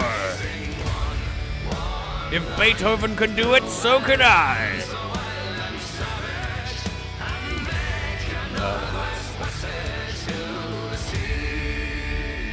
Yeah. Very nice. Very, very nice. I love scrolling through these. Like, am I gonna get happy Colm or angry Colm? Oh, there's happy Colm. Nice. Oh, there's confused Colm. Oh, it's a little angry. Oh, that's Colm about to punch me in the face. It's sleep paralysis, Colm. Ah, there's calm Colm. Very good. Very, very good. Oh my goodness. Yeah, I was mentioning, oh my god, my eye, please stop being itchy. No, stop. I was gonna mention, if you, if you don't like me at my 343, you don't deserve me at my 423. Wait. If you don't like me at my 343, you don't deserve me at my 423. That's so funny. Oh, goodness. Yeah, so, I was going to mention another thing, and I've kind of forgotten. Maybe it'll come to me before the stream is over. But there was a moment. Oh, yes, I was talking about balancing and sound editing at the back. So while I do appreciate that his voice is audible, I think I found that the entire recording feels almost like mono recorded. I would really appreciate stereo on that. I would really love to hear like a lot of the bass frequencies that he has here. Especially in his voice as well. It would really help things like round out a lot. So, that's, especially when you go into like hard rock and metal and stuff, it can be quite treble heavy. The last song we did was also very treble heavy. It didn't have a lot of bass frequencies in it at all. So, if you have too much treble and you listen to it too loudly, that is like a one-way ticket to ear damage. So yeah, bass frequencies are really, really good for rounding that out while still creating a whole sort of musical experience without risking, your poor ears. So make sure you always listen to music like this on lower volume, please, please, please, please, because otherwise it will definitely give you tinnitus. With that said, lovely cover. Thanks, Colm, for once again pleasing our ears. And I think we'll end it there. Lovely. Three lovely pieces of music for our listening and analytical pleasure. And yeah, we're gonna end things there. My hearing went good today, MJ. I'd probably only have working a few hours for the government as my punishment. Well, I'm glad that it did. A couple hours of community service, it works. No worries. Glad that it went well. I know, but it makes me a bit not feel okay when people make comments about Marvel because those heroes are my idols because of my past. I get what you're saying, right? I understand your feelings, and if you have strong feelings about something, that's totally fine. You're allowed to have strong feelings. But I think it becomes a little bit difficult when your strong feelings are about something that is so openly accessible to everyone and anyone can make comments about it. Like, it's gonna be, I will tell you now that it's going to be impossible to escape that sort of thing, right? Especially when we are literally a community about media literacy. Like, we talk about this stuff as part of the community. So I think one of the pieces of advice I could give to you in this moment is if you are feeling some kind of strong feeling, feel free to step away for a while, kind of calm down, and then come back if you feel ready to have a conversation about it, if we are having a full-on conversation. And if we're just telling jokes about it, I don't know. It's just the fact that it's such a broad category. And I think our commentary on something doesn't have to take away from your feelings about it. Do you know what I mean? So you can have some really strong feelings about it. And if I sort of say something about it, if you are confident in your strong feelings, then you wouldn't have a problem with me saying something else about it. Unless I was actually like saying that your strong feelings were bad, like if I was saying to you, you shouldn't have these feelings. Like, why do you feel so strongly about it? Like, I'm not saying that, So that's all I'm saying. So if I wasn't being specifically mean to you all about your emotional experience, which is totally valid, I think it's easier to be more comfortable with other people making comments about something that they are very much allowed to do. And it's totally okay for other people to make comments on, like, open media. So yeah, keep that in mind. Just remember that if other people say stuff about things that you like, unless they're being fully mean to you, it doesn't mean that your feelings about them are any less valid, Yeah. All right. We're going to end it there. Man, I always appreciate your... Taters is gone. Bye, Taters. I always appreciate your requests. Thank you all so much for requesting some amazing music. Really, really, really good stuff. And thank you, Discord friends, for hanging out and providing me with some perspective and commentary and stuff. I appreciate very much. I might be hanging out a little bit after the stream, so feel free. We can come and chat for a little bit. But beyond that, I shall say goodbye. Goodbye. All right, everybody. Shall we say goodbye as well? I'm gonna go put some eye drops in my eyes because they're feeling awful, absolutely awful. But it is now 12:15, so thank you all so much. I can't stop. Thank you all so much for tuning in. Make sure that you have water. Stay hydrated. Be kinder to yourself than you're currently being. And I'll see you in the next stream. We might stream in about 10 hours from now on Saturday evening, like today, but we also might not. So peep the Discord and peep the community announcements in YouTube, and I'll let you know if we're not streaming. If not, cool. Have a nice time. Goodbye, everyone. See you next time. Take care. Yay.